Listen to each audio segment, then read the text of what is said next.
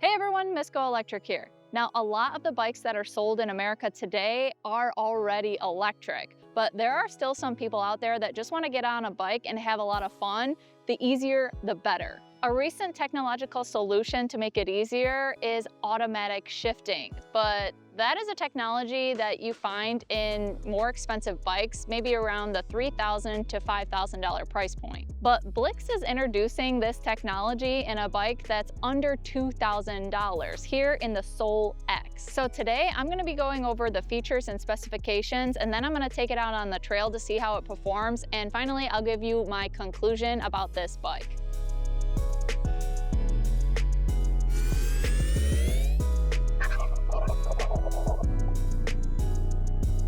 Blix is a direct-to-consumer e-bike brand which was founded in 2014. The company was started in Santa Cruz, California by a Swedish entrepreneur, and the bikes are imported from China. The Blix Soul X is shipped as a Class 2 e-bike, which means it can provide assistance from the motor while pedaling or a thumb throttle. The motor stops helping at 20 miles per hour. The Soul X can be unlocked using the Blix app to a Class 3 e-bike, which ups the pedal assistance speeds to 28 miles per hour. Power is delivered by an unmarked 750-watt rear hub motor with a maximum torque output of 70 Newton meters. Blix claims the motor is built by Bafang. A torque sensor determines the rider's pedaling intent and pedal position for smooth assistance matching. The Soul X is powered by a 48-volt battery with 12.8 amp hours of capacity. That is equivalent to 614.4 watt-hours. The battery is easily removable, and the bike comes with a 2-amp charger, which should deliver a full charge from 0 to 100% in about 6 hours.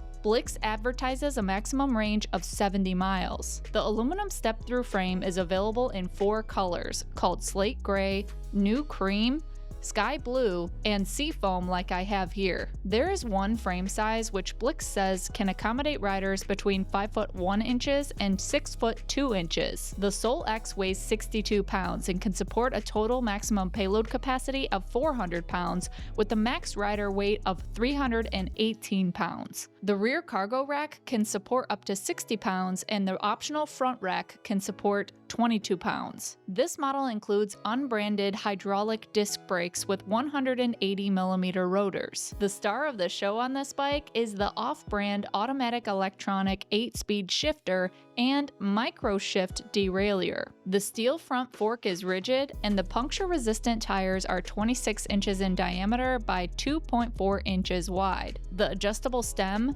integrated headlight, brake light, turn signals, fenders, rear rack, and electric horn are all standard features. To note, the rear rack includes MIK compatibility, which allows for rapid, tool-free swapping of bags, baskets, and other accessories. I'll link some of my favorite MIK-compatible accessories in the description below. The LCD color display is nice and legible, but it does not include a USB port for charging a mobile device while riding. Blix app can also display riding data and offers setting adjustments for the E-shifter, riding modes, and the top speed. Our box arrived with damage, but the bike was packed well and in good condition. Assembly took about an hour and a half. The required tools and instructions were included. The brand's website claims there are over 600 partnered bike shop locations across the US for assembly and service. Blix advertises a limited 2-year hardware warranty. So Blix says that this is $5,000 technology for a $2,000 price, and the specifications look pretty good so far, but now we gotta take it out on the road to see if that's true.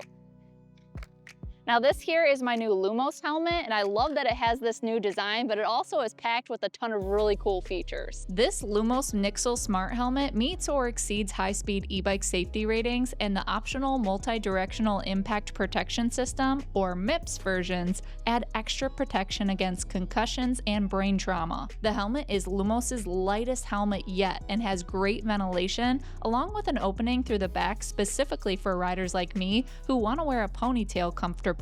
They're available in 9 different color options, including some with fun graphics. The feature I like the most is the Quinn crash detection option. When paired with the rider's phone, onboard sensors monitor impact, GPS location, peak G-force, rotational acceleration, and more. When it detects a crash, emergency contacts are automatically alerted with your location via your phone. It also provides identification and detailed impact data to medical personnel. This is one of the few smart helmets we've seen with a replaceable battery module to extend the helmet's lifespan. It includes very bright integrated LED lighting in the front and back of the helmet, which wrap around to the sides for 360-degree nighttime visibility. The helmet includes turn signal indicators, as well as brake lights illuminate automatically upon deceleration. The lighting can be linked with additional Lumos lights and even synchronized with other riders' helmets for group rides. If you want to learn more about the Lumos Nyxel, then I'll put a link in the description below, and if I have a coupon code, I'll include it there as well. But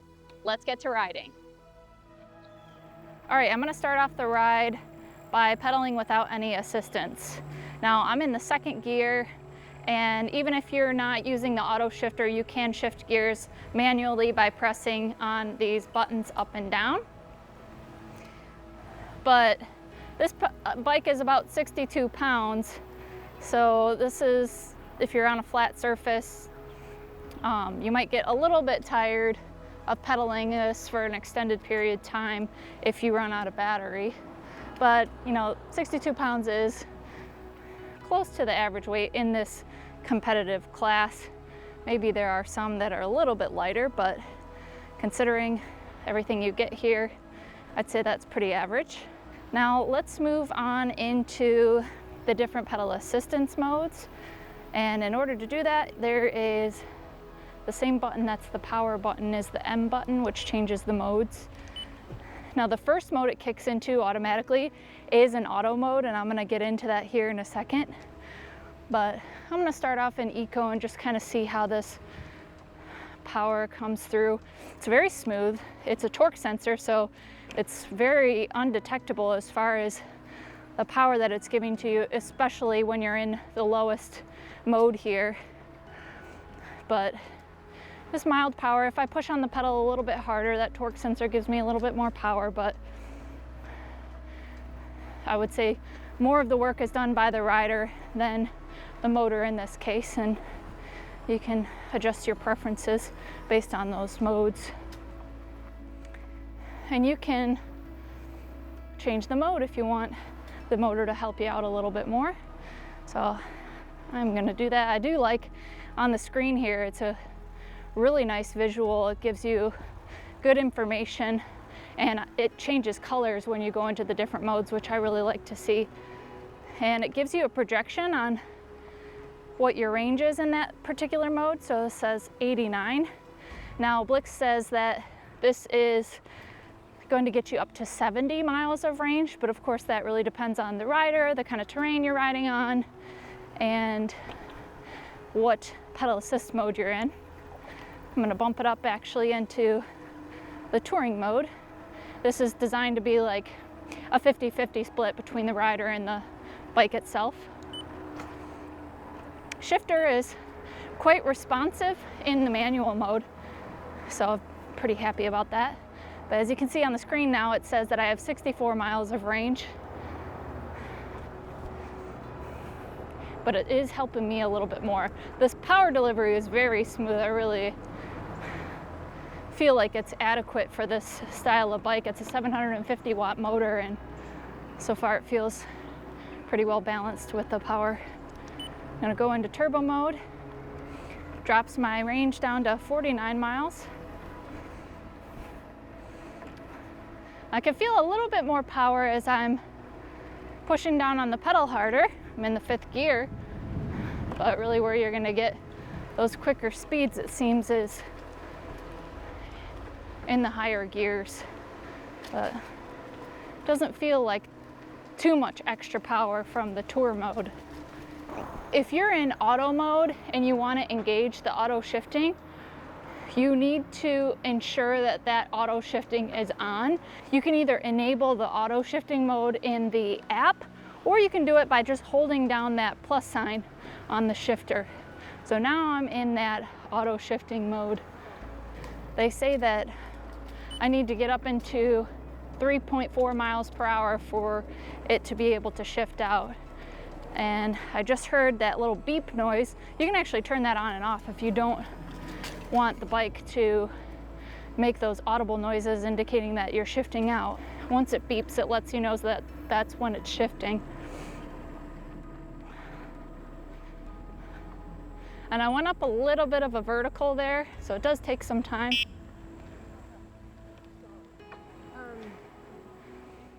I do love that this has an electric horn to let people know that you're coming. That is my preference. I do like that over a bell. Right now I'm in the auto shifting and I'm noticing I am putting a little bit more effort into pedaling, even though I'm going slower speeds. So I'm just slow down a little bit and see if it downshifts. Now there are some setting changes that you can make for the shifter itself in the app as well. So if you want to adjust, there it goes. So it dropped below 10 miles per hour and that's when it dropped that shifting, and now I'm going uphill a little bit and it's adjusting it again. Now on the screen you can see what gear it's in next to where the icon is to let you know that it is on the auto shifting.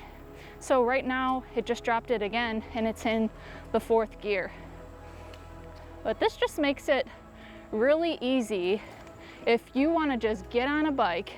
You don't want to shift, you want to even think about that. You just want the bike to do the work all on its own and go wherever you want. Now this also has a twist throttle on the right side.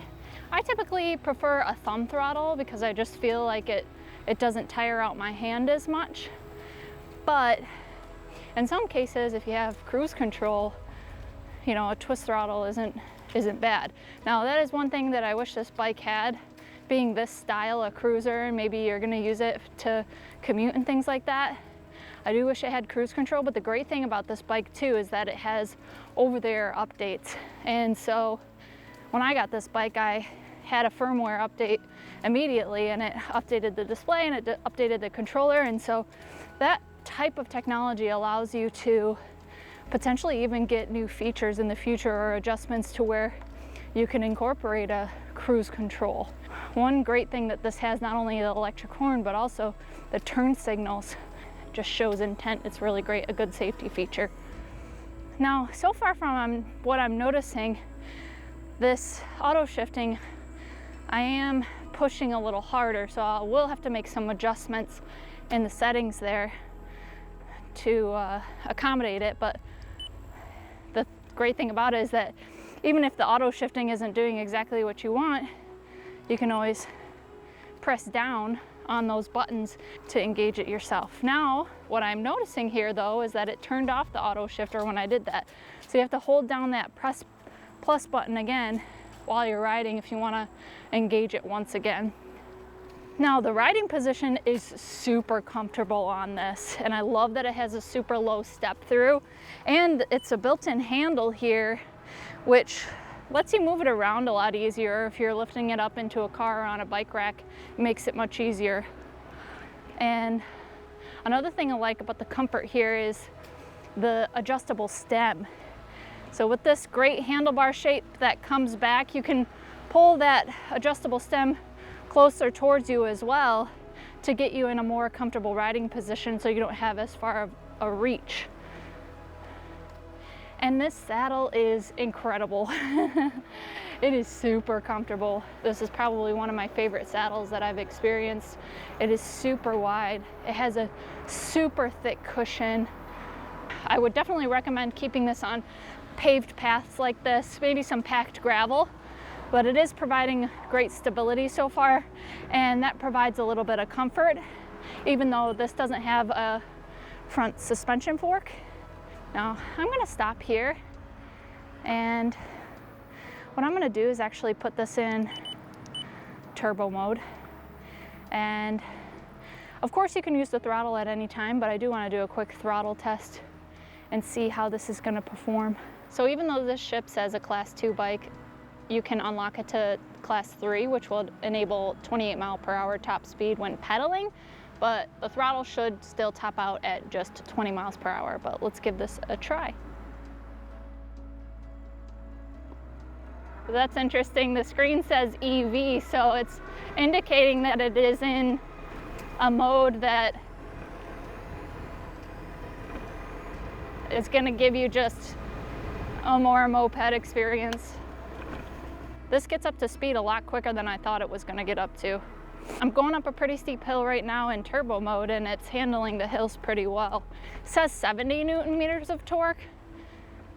And although usually I would like to see a little bit more, I think for what this bike is designed for, I think that's just fine. If you are going up really steep grades, you might want to look for something that has more torque. Another thing that I like about this screen is that you can cycle through a lot of different data by pressing the button here. I wish they had a USB port on this computer so that you could tap into the power of the bike and mount like a phone mount or something like that, because you can use the app in the ride mode to also get some of that data if you want it a little bit bigger. But it's great that they offer the ability to cycle through this screen to get a lot of new information, whether that's your average speed, your power consumption, how fast you've been going. It also tells you what your rider or your motor percentage is with your inputs, what your battery state of charge is, and an odometer. So a lot of really good information. Also tells you how many calories you've burned. So it's really cool that they've included a lot of that detail right into the display screen. Ooh, this is a steep hill and the turbo mode is doing it. I can feel it pushing hard.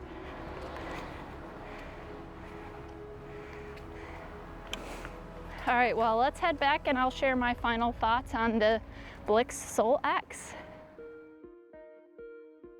Well, this was the first time that I've ridden around on a Blix bike, and I sure learned a lot. So now it's time for me to share the 3 top opportunities for improvement that I would like to see, and also the 3 things that I truly loved about this bike. The first opportunity for improvement has to be extras.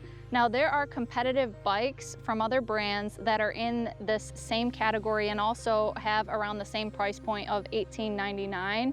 And they offer things like a USB port so that you can charge up your phone while riding. They also offer a front suspension so that you can take it not only on road, but off road and feel more comfortable. They offer a lot more technology, so there's location tracking, GPS locator, geofencing. They also have the ability to lock out a motor or a kickstand to be able to keep your bike in one place without someone trying to take it. And some other brands offer cruise control and a suspension seat post. And speaking of that, Blix doesn't offer a suspension seat post on their website. They have very limited accessories. Now, the second opportunity for improvement has to deal with the design. I think that the frame is actually really beautiful and I love this color, and they have quite a few colors to choose from, but what kind of ruins it for me is this battery. It is placed right behind this seat post frame and it just sticks out like a sore thumb, and it really detracts from the aesthetic. This is the kind of thing that I would expect to see on like a $600 Amazon bike, or even a bike from maybe like 5 years ago or so. And all the bikes that are about this price point, more premium segment, offer integrated frame batteries, so they look a lot more sleek and feel more like a refined consumer product. The final opportunity for improvement that I see has to deal with the main thing that they advertise on this bike, which is the auto electronic shifter. Now, I love the promise of this feature, and I like that they've included the hardware here, and I've seen this type of technology work really well, but the software here needs to be a little bit more refined for it to work in the way that I want it to. Now, I've seen this executed well out of the box from other brands with the Shimano Q system, but this is not the same brand. And although I like that they've included this hardware, it's not a similar software, and the software definitely needs to be tweaked. Now, you can make some adjustments through the app, but they're not as user-friendly to understand what you're adjusting. So I hope that they can make some improvements in order to update that so that it performs well. The whole point of a system like this is simplicity, so if you have to fuss with it, it is something that you don't want to deal with, it kind of defeats the purpose. Which brings me to the positives, and that starts off with the over-the-air updates. Now, that means Blix could potentially send a firmware update that would make that user experience on the app a little bit more user-friendly. They can also make adjustments to that auto shifting mechanism, or even add new features like cruise control. So what I'm saying is that the software is fixable even after you buy this bike. The second positive that I see here is that this bike comes pretty complete with some of the features that I believe all of the bikes that are casual cruisers like this should have, which is a rear rack, and even better, this rear rack has the MIK system so that you can swap out accessories really easily. This also has fenders on the front and rear, and it also has things like turn signals and an electric horn. And that turn signal assembly also includes brake lights, and they also have a really nice big LED headlamp up front. And lastly, the biggest positive in my opinion, and basically the reason why I would get one of these bikes if I was looking to shop for one, is the comfort factor. Not only is this a massive saddle and it's super comfortable and I love the material it's made out of, but the grips are also really comfortable. I love the size of the tire and how that provides a little bit extra suspension even though there isn't a front suspension system. The shape of the handlebars coming back towards the rider combined with the adjustable stem make it a very upright position, which I really like out of a cruiser. And you can get onto this bike really easily because it has a deep step through. And the last element of comfort has to do with the power delivery. Now, whether or not you're using the throttle or if you're using the pedal assistance with the torque sensor, it is very smooth. Nothing can ruin an otherwise comfortable biking experience like a jerky and unpredictable power delivery. So they've done a great job with the comfort on this bike. Well, I hope this review was helpful, and if you want to learn more about the Blix Soul X, then I'll put a link down in the description below, and I'll also include a big discount code that we have there. And I'll also do the same for this Lumos Nyxel Smart Helmet. Well, thank you so much for watching, and until next time, drive, fly, ride, go electric.